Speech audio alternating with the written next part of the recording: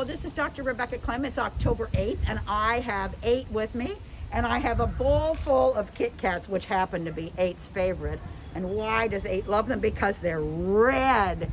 And 8 is red, remember, because 8 is a lucky number of China, and the international octagon is the stop sign, and it is red. So we have lots of reason to have red. And what 8 wants to do is show you that 8 is a Fibonacci number, but not a prime number. So let's take a look. We're going to dish out the Kit Kats in a way that we can see them here, and we're going to look at how we would set up the Fibonacci sequence. All right, here we go. 8's going to help me. We're going to set them up out of this bowl, and the way the Fibonacci sequence works, it starts with a 1, and then we have another 1, and you know, this was how rabbits reproduced, was really how Leonardo Fibonacci described it in his book Liber Abaci. And then now we add the 2 together. So we have a 1 and a 1 makes 2. And since these are all alike, you can add them up. So 2 plus 1 is 3.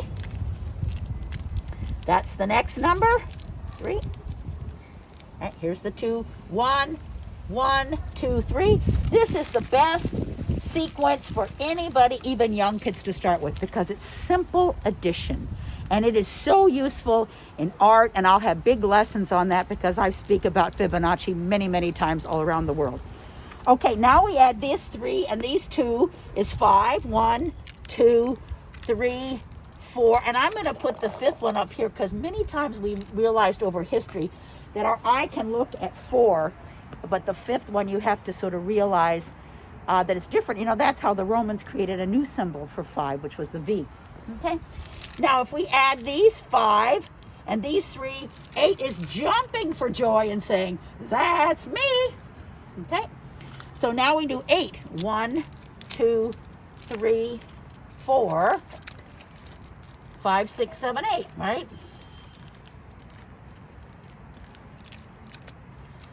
So, we're 8.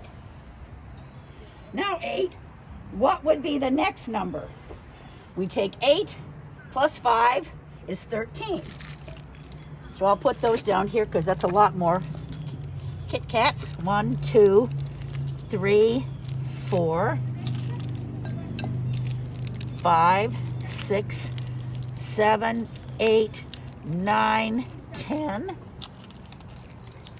11, 12, 13. Okay? So this is the beginning of the Fibonacci sequence. 1, 1, 2, 3, 5, 8, 13. Now, what would the next one be? But I don't have enough Kit Kats to do it. 13 plus 8 would be 21. Now, of these numbers here, which are Fibonacci numbers, and the sequence goes on forever. You just keep adding the prior 2 numbers. Okay? So, 1 is prime, of course. 2 is prime. It's the only even prime. Okay? Because it's, remember, to be prime, the only numbers that can, if a number is prime, the only numbers that can divide evenly with whole amounts into that number is itself and 1. 3 is prime. 5 is prime. 8. 8's very happy to be a Fibonacci number, but 8 is not prime. Why? Because 2 and 4 can be divided easily by 2 and 4. 8 divided by 2 is 4. 8 divided by 4 is 2. So that it is not a prime number, but it is a Fibonacci number. And then 13, is that a Fibonacci number? Yes. Is it a prime number? Yes. So of these first Fibonacci numbers, the only one that is not prime is 8, even though 8 loves to be a Fibonacci number. Okay. Now, we will have other lessons later on where we talk about the relationship between one Fibonacci number to the prior one and how that relates to the golden mean in art and beauty.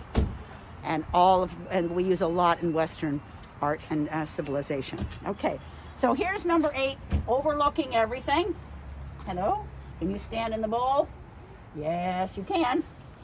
All right, so another little thing here, because you can do this with very young children. You may not go all the way to 13, but you can have them start doing and creating sequences.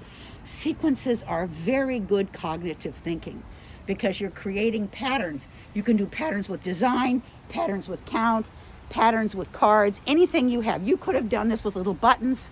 Just make sure they're the same units so we don't confuse them, because we should always be using similar units. Okay, same units. All right, and you must talk about what it is that the unit that you'll be doing and using over and over again in the sequence. Okay, so now one of the interesting questions that kids love to ask me also, and parents get so confused, because we teach subtraction by taking things away. Take away. So number 8 says, okay, here we have 5 Kit Kats. Says, all right, I'm gonna take away 1. How many does 8 have? Well, we as teachers oftentimes think the person is supposed to be referring to the 4 that are left, but no, 8 has 1.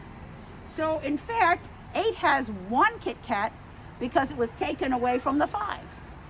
But we think that they're always talking about how many remain, and in fact, that's not true.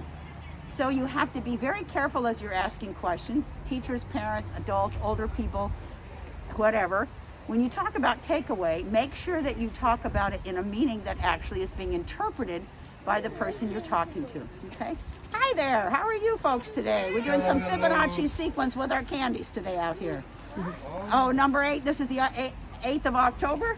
So we were looking at the Fibonacci sequence with the red candies here. Nice. So even for kids that age, they can learn young sequences when they're, and that's the basic one to do, because a sequence is really number fundamental knowledge. So you have 1, 1, 2, 3, and you can